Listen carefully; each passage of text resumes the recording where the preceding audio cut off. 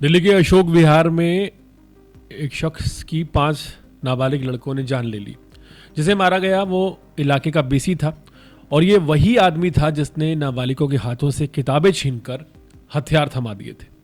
सामने आया यह मामला सिर्फ एक हत्या का किस्सा नहीं बल्कि उस कड़वी हकीकत का आईना है जिसमें बड़े अपराधियों की देखरेख में पल रहे नाबालिग आखिरकार खुद को भी खतरनाक रास्तों पर उतार लेते हैं। कई बार ऐसे लोग जो कानून का दुरुपयोग करके नाबालिगों से चोरी, लूट और रंगदारी जैसे काम कराते हैं, इस बात को भूल जाते हैं कि जिस जहर को वो तैयार कर रहे हैं वही जहर एक दिन उनके लिए भी जानलेवा साबित हो सकता है। अशोक विहार की यह घटना इसका ताज़ा उदाहरण बनकर सामने आई है। 6 दिसंबर 2025 की सुबह करीब 3:30 बजे पुलिस को कॉल मिली कि अशोक विहार झुग्गियों के पास रेलवे ट्रैक के किनारे एक युवक का शव पड़ा मिला है।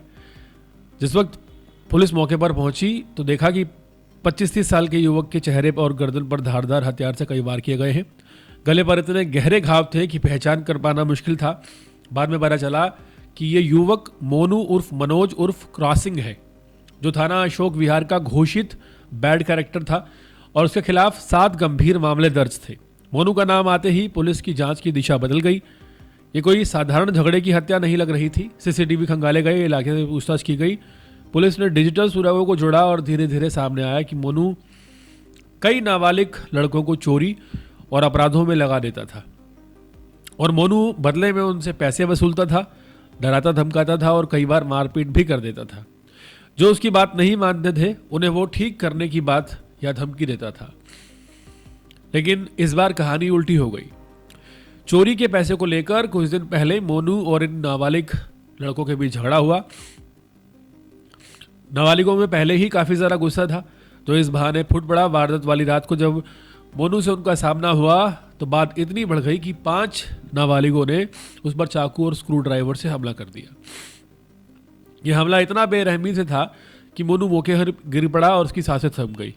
पुलिस ने 12 घंटे के भीतर 5 किशोरों को पकड़ लिया। पूछताछ में उन्होंने साफ बताया कि मोनू के अत्याचारों से तंग आ गए थे।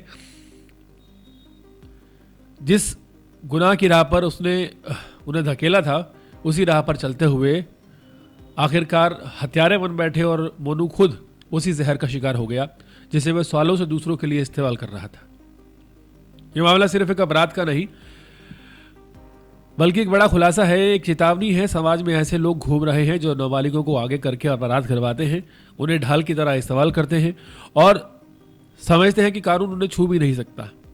लेकिन वो ये नहीं समझते कि नाबालिग भी इंसान है, उनमें गुस्सा, डर, प्रतिशोध सब कुछ है और जब ये बच्चे गलत हाथों में पड़ जाते हैं तो किसी भी हद तक चले जाते हैं। अशोक विहार की ये घटना बताती है कि अपराध की दुनिया में कोई भी सुरक्षित नहीं है। जो दूसरों को हथियार बनाता है वो कभी भी उसी हथियार का निशाना भी बन सकता है।